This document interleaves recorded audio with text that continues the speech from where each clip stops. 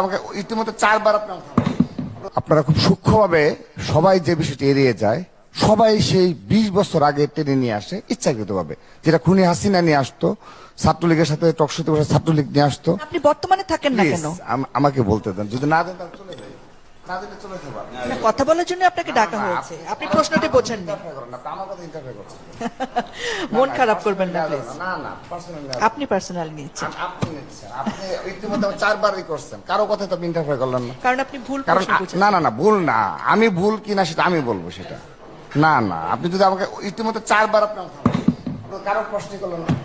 এখন আমি বলবো যে আমি 4 বার থামাইছি, আমাকে মাফ করে দেন। না, মাপ না, তাহলে তো কি? এটা রাখতে হবে। ছাত্র দলকে নিয়ে বলতে গেলেই আপনাদের খুব লাগে। কাদের খুব লাগে? এই যে আপনাদের আপনারা 4 বার আমাকে কেন থামাবেন? আমার যা ইচ্ছে বলবো, ছাত্র সভাপতি হিসেবে লাইভে যাবে, যা ইচ্ছা বলবেন। হ্যাঁ, আমি যা ইচ্ছে বলবো, লাইভে যাচ্ছে তো ভাই। হ্যাঁ হ্যাঁ, লাইভে যাচ্ছে বলেন।